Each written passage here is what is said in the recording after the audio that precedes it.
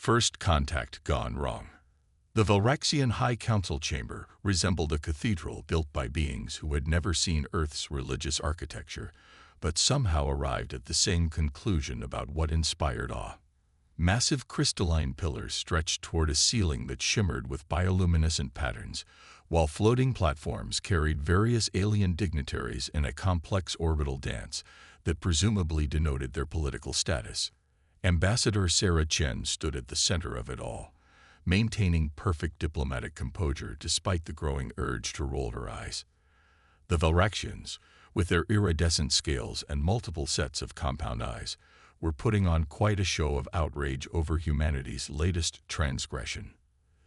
The humans have violated the sacred boundaries of the Nexus Zone. High Counselor Zextar's translator rendered his clicks and whistles into standard Galactic with appropriate gravitas. Their mining vessels dare to operate within 10 light-years of the ancient waypoints. Sarah resisted the urge to point out that the sacred boundaries had been arbitrarily expanded just last solar cycle, presumably after human geological surveys had discovered rich deposits of rare Earth elements in the region. Instead, she activated her neural interface's diplomatic protocol suite. "Esteemed High Council," she began, her words automatically translated into the musical tones of High Valraxian.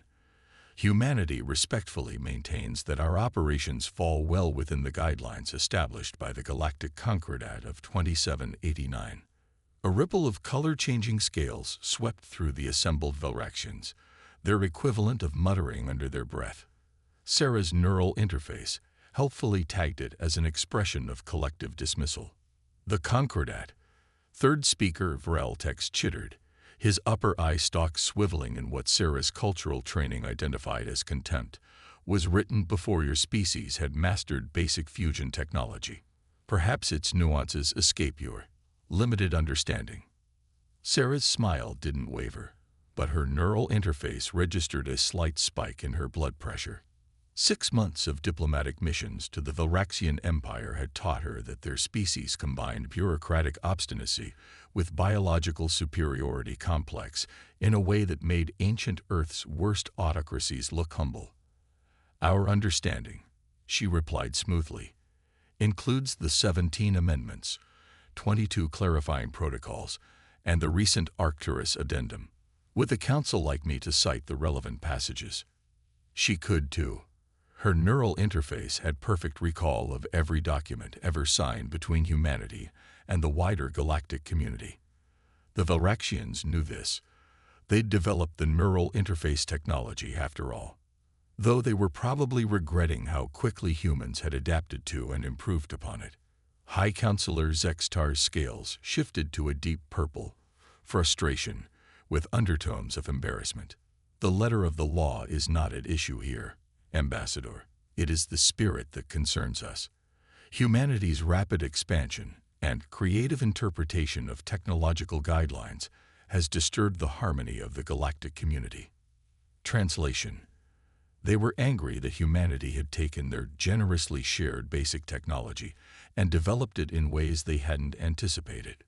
"If I may," Sarah began, but was cut off by a new voice. "Perhaps," came a silky smooth translation from one of the upper platforms. "It is time to test humanity's worthiness in the traditional way." The chamber fell silent. Sarah's gaze tracked to the speaker, a Valraxian she didn't recognize, though her neural interface was already pulling up files. Krelvor, war philosopher of the Third Circle. Her diplomatic briefings had flagged him as a hardliner, one of the voices pushing for a more aggressive stance toward upstart species. "The trial of dominion has not been invoked in 3 centuries, Zextar said slowly, but Sarah could see his scales beginning to shift toward an eager gold. "What better way to settle this dispute?" Krelvor's appendages moved in elegant patterns that Sarah's interface tagged as ceremonial proposal stance. "If humanity wishes to claim equal standing, let them prove it in the ancient way." Sarah's neural interface was flooding her consciousness with warning flags and historical references. The trial of dominion, a ritualized combat between champions that the Valraxians had traditionally used to establish hierarchies with other species. The historical files showed a perfect record. Valraxian victory in every trial, usually ending in the death or permanent incapacitation of the challenger.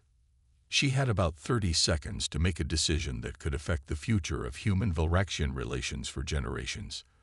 The neural interface presented her with multiple diplomatic responses, carefully crafted to defer or redirect the challenge. Sarah disabled the diplomatic protocol suite.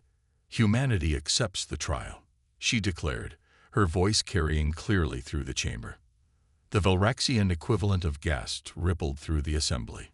Even Krelvor's scales showed a momentary flicker of surprise before settling into smug satisfaction. "You understand the terms?" Sextar asked, his translator barely keeping up with his excited clicks. "Each side chooses a champion. Combat continues until submission or," he paused dramatically, "incapacitation."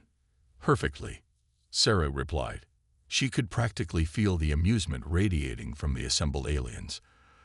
They thought they were springing a trap on an inexperienced species, forcing them to either back down or face humiliation in combat. "And who?" Krelvor asked, his translator dripping with condescension, "will serve as humanity's champion?" Sarah smiled. It wasn't her diplomatic smile. "I will." The chamber erupted in chaos. Her neural interface registered multiple species-specific expressions of disbelief, amusement, and what it tagged as anticipatory pity. Let them underestimate her. They'd learn soon enough. What the Valraxians didn't know, what wasn't in any of their carefully maintained databases, was that Sarah Chen hadn't started as a diplomat. Before she learned to navigate alien protocols and diplomatic niceties, she'd been Commander Chen of Earth's Special Operations Division.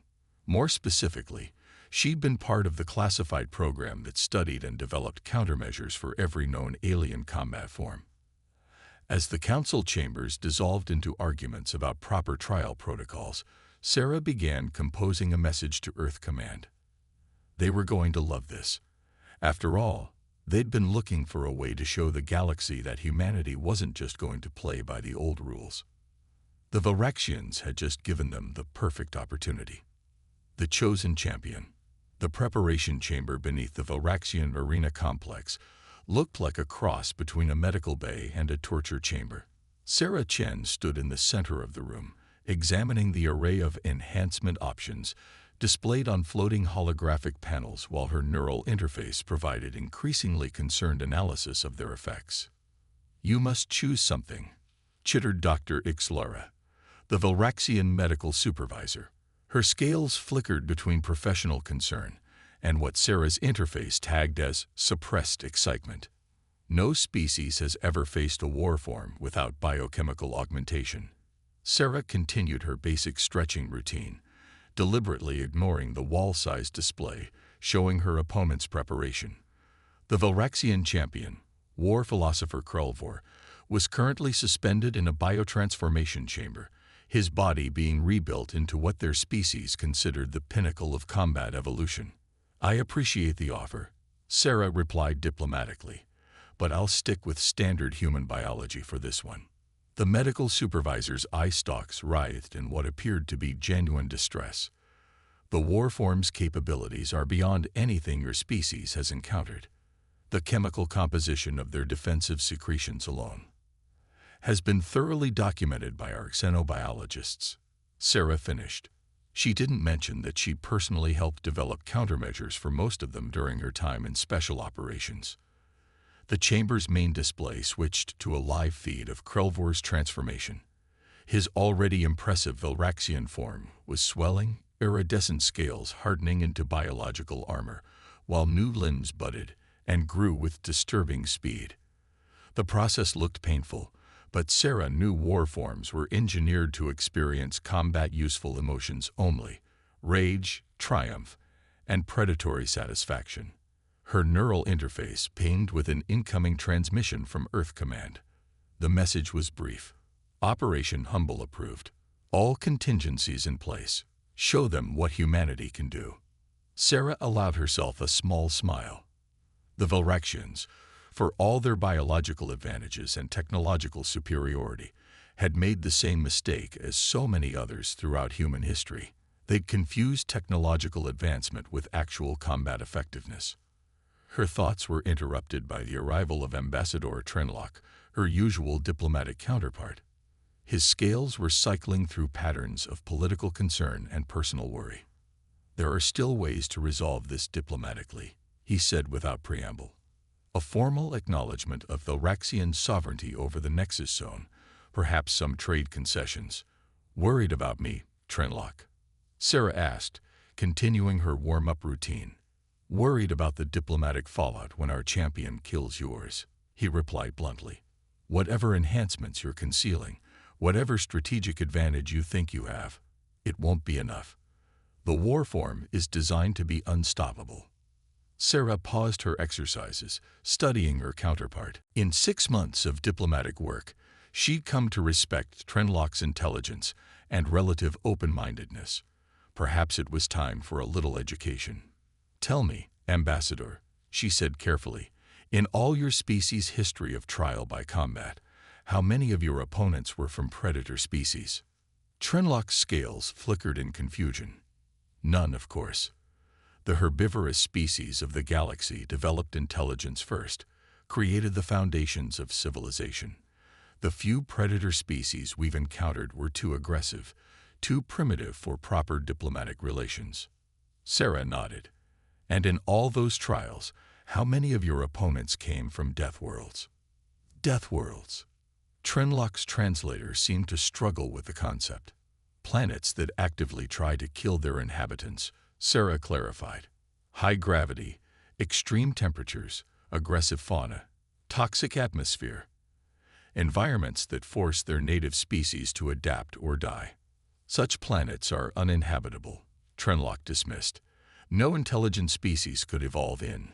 He stopped, his scales paling as understanding dawned. "Earth," Sarah said quietly, "is classified as a Category 12 death world by galactic standards. Humans evolved as persistence predators on a planet that wanted us dead. Everything from our endurance to our problem-solving ability developed because we had to survive in an environment that was constantly trying to kill us." She gestured at the display showing Krelvor's war form, now nearly complete. "Your champion is being enhanced with biological weapons and armor. Very impressive. But my species, we spent thousands of years learning to kill things bigger, stronger, and better armed than ourselves. We didn't need biological weapons. We made our own." Trenlock's scales had shifted to a shade her interface couldn't quite categorize. "You're trying to frighten me with primitive history," he said, but his translator conveyed uncertainty. "I'm trying to help you understand what's about to happen," Sarah corrected. "The Valraxian Empire has spent centuries battling civilized species who developed intelligence before aggression. You've never faced a species that developed intelligence because of aggression." A chime sounded through the chamber, the 5-minute warning before combat. Sarah began her final equipment check, though she carried minimal gear, just her basic environment suit and a few carefully chosen tools.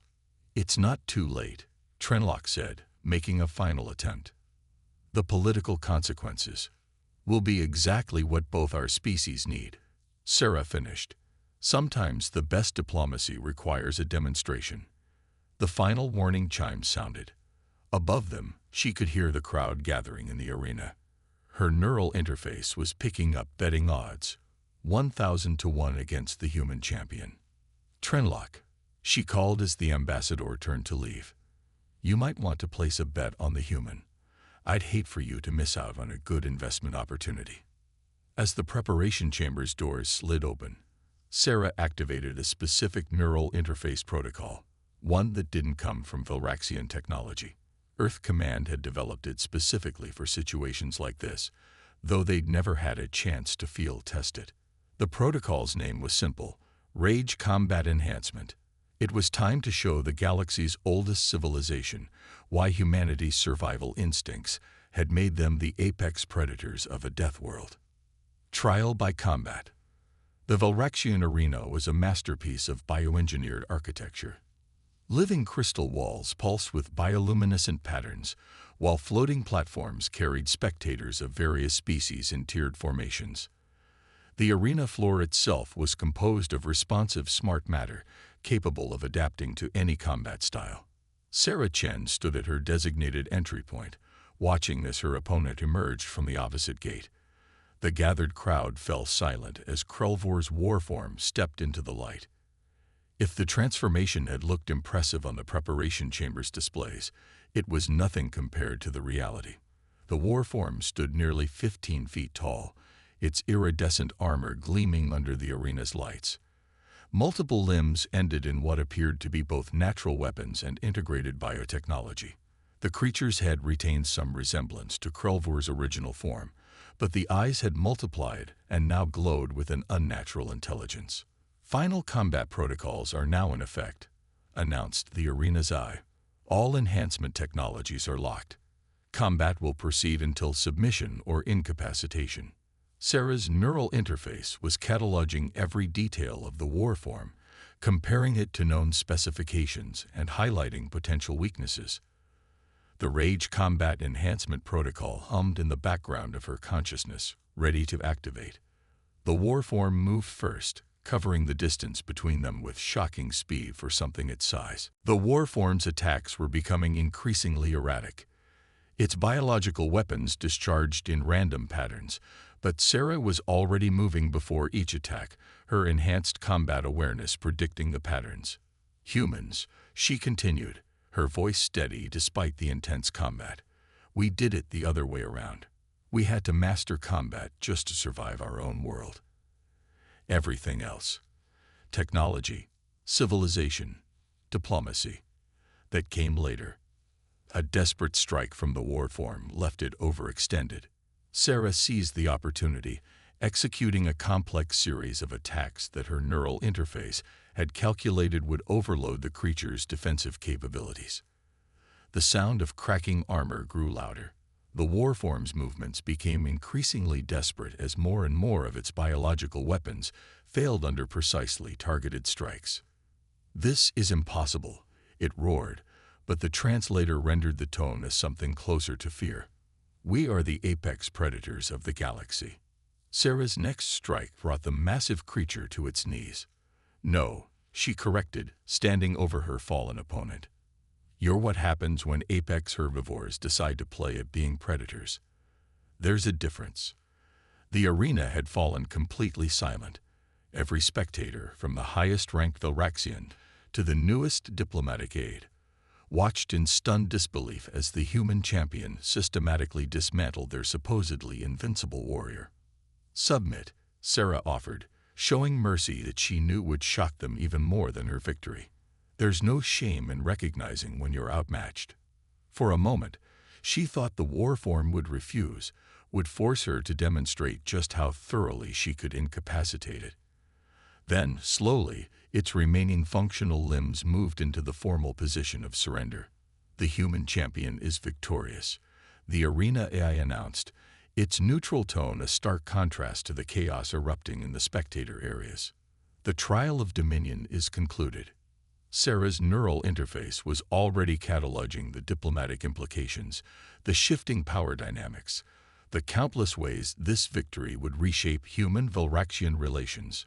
But those were concerns for later. Right now, she simply stood in the center of the arena, letting the galaxy see exactly what humanity was capable of. Let them understand that Earth's children hadn't just survived a death world, they had mastered it. And now they were ready to take their place among the stars. Breaking point.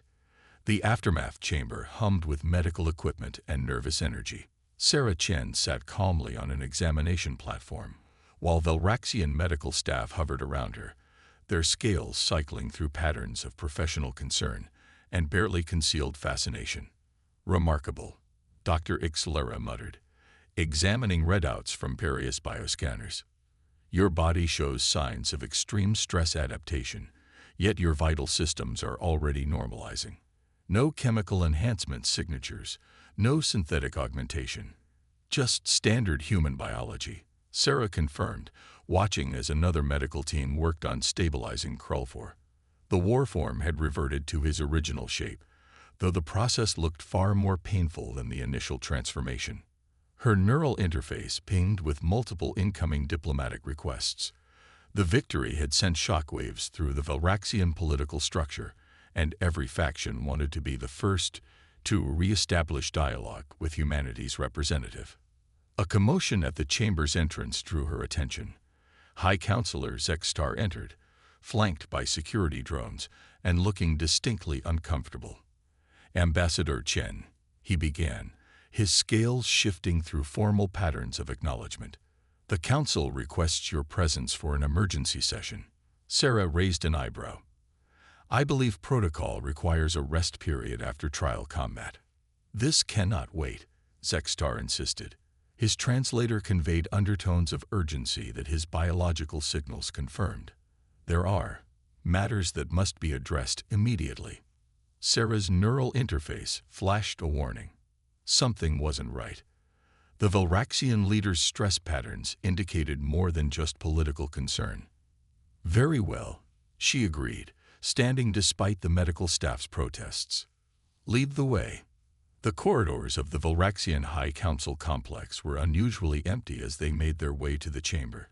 Sarah's combat-trained senses noted the increased presence of security drones and the subtle shift in environmental controls. Preparations for potential conflict. The council chamber itself had been reconfigured. Instead of the usual floating platforms carrying various representatives, only the High Council members were present, arranged in a tight circle at the chamber center. "Ambassador," third speaker Vreltex began as soon as she entered. "We must discuss the implications of today's combat." "The implications seem clear," Sarah replied carefully. "Humanity has proven its capability in the traditional manner. Our mining rights in the Nexus Zone." "This is far beyond mining rights," Zextar interrupted. His scales had shifted to a deep purple, a color Sarah's interface tagged as existential concern. "You must understand. The trial of Dominion was never meant to be merely a test of combat prowess."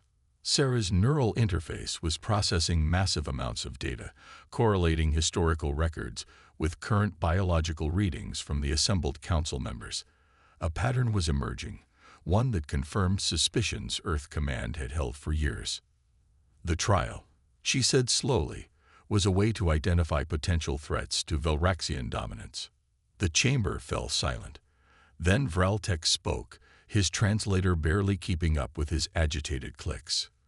"For millennia, we have guided the development of younger species, sharing technology, establishing protocols, maintaining order. When a species showed too much independence, the trial served as a means of establishing proper hierarchy. Through ritual humiliation or death," Sarah finished, "keeping potentially rival species in their place while maintaining the appearance of civilized procedure." "It was necessary," Zextar defended. "The galaxy requires order, structure. Without proper guidance, younger species could develop in dangerous, unpredictable ways." Sarah laughed. The sound echoed through the chamber, making several council members' scales ripple with alarm. "And now you're facing something truly unpredictable. A species that doesn't fit into your carefully maintained hierarchy. Your victory today has created a dangerous precedent," another council member chittered. "Already, other species are questioning traditional power structures. There is talk of independent technological development, of challenging established protocols." "Good," Sarah said simply. The council members recoiled as if she'd attacked them. "You don't understand," Zextar insisted. "The stability of the galaxy is about to change." Sarah cut him off. "Because humanity isn't interested in maintaining your artificial hierarchy. We're not going to play by rules designed to keep younger species dependent and submissive." Her neural interface was picking up increasing agitation from the council members. Security drones were moving into more aggressive positions. "Then you leave us no choice," Vreltex declared. "For the good of galactic stability, humanity must be contained. The trial was only the first test. If you will not accept proper guidance, then more direct measures." Sarah's Rage Combat Enhancement Protocol activated without conscious command, responding to the implied threat. Her voice, when she spoke, carried the weight of centuries of human survival against impossible odds. Before you finish that sentence, she said quietly, remember what happened to your supposedly invincible war form. Remember that I'm standing here, unaugmented and unenhanced, after defeating your greatest warrior. Then consider very carefully what attempting to contain humanity might cost you. The security drones froze in place as her neural interface executed previously planted override commands. A contingency Earth command had prepared for exactly this scenario. Humanity didn't evolve in your controlled environment. Sarah continued. We weren't guided or managed or carefully developed. We clawed our way up from a death world through sheer determination and adaptability. And if you think you can control us the way you've controlled other species, you're about to learn a very painful lesson about human nature. She turned to leave, then paused at the chamber's entrance. Oh, and council members. Those mining operations in the Nexus Zone. They weren't really about mineral resources. We just needed an excuse to map your empire's defensive capabilities. You might want to think about that before you start making threats. The chamber erupted into chaos behind her as she walked away, her neural interface already transmitting the entire conversation to Earth Command. The Valraxians had spent centuries maintaining their power through careful manipulation and controlled development of other species. They were about to discover that humanity had a very different approach to galactic politics. Victory and consequences. The observation deck of the Earth diplomatic vessel, Horizon, offered a spectacular view of the Valraxian capital world. Sarah Chen stood at the viewport, watching as ships from dozens of species swarmed through the local space lanes, though now they moved with noticeably less deference to Valraxian traffic control. The latest diplomatic updates, Ambassador, her AI assistant announced, projecting a holographic display. 3 more species have formally requested technological exchange programs with Earth. The Mureth Confederation is particularly interested in our environmental adaptation techniques. Sarah smiled. The Mureth, a species of silicon-based crystalline beings, had previously been one of the Valraxians' most dependent client races. Approved, but make sure they understand we're offering collaboration, not guidance. Humanity isn't interested in replacing one empire with another. A dangerous policy, came a familiar voice. Sarah turned to see Ambassador Trinilok entering the observation deck, his scales showing patterns of both concern and respect. The younger species lack experience. Without proper guidance, they'll make mistakes, Sarah finished. Just like humanity did. Just like your species did, though you've spent centuries trying to pretend otherwise. Trinilok's scales flickered in what Sarah's neural interface now recognized as reluctant amusement. You realize the High Council is still in chaos. 3 factions are arguing over how to respond to humanity's revelation about the mining operations. Let me guess, one faction wants to declare war, one wants to pretend nothing happened, and one actually wants to try genuine diplomatic relations. 4 factions, actually, Trinilok corrected. The 4th group is still trying to figure out how you defeated a war form without enhancements. His scales shifted to a pattern of genuine curiosity. I don't suppose you'd be willing to explain that. Sarah considered the question. The Rage Combat Enhancement Protocol had been deactivated, but she could still feel its echo, centuries of human combat experience compressed into an optimized neural pattern. Your species spent generations perfecting biological weapons and armor, she said finally. You created the war form as the ultimate expression of directed evolution. But you forgot something fundamental about combat. Oh, Trinilok's eye stalks oriented forward with interest. The most dangerous weapon isn't claws or poison or biological armor, Sarah explained. It's the ability to analyze your opponent, identify their weaknesses, and adapt your strategy accordingly. Humanity spent thousands of years as both predator and prey, learning to outthink things that were bigger, stronger, and better armed than us. We had to become tactically adaptive just to survive. Her neural interface pinged with another update. The Valraxian Diplomatic Corps was requesting an emergency conference. Apparently, the faction supporting actual diplomacy was gaining ground. "Your victory has changed everything," Trenlock said, his scales showing complex patterns of concern and excitement. Species that have been dependent on Vilraxian guidance for centuries are suddenly demanding independence. The power structure that maintained galactic stability was artificial, Sarah cut in. And maybe real stability comes from species finding their own path, making their own mistakes, and learning from them, just like humanity did. A new alert flashed across her neural interface.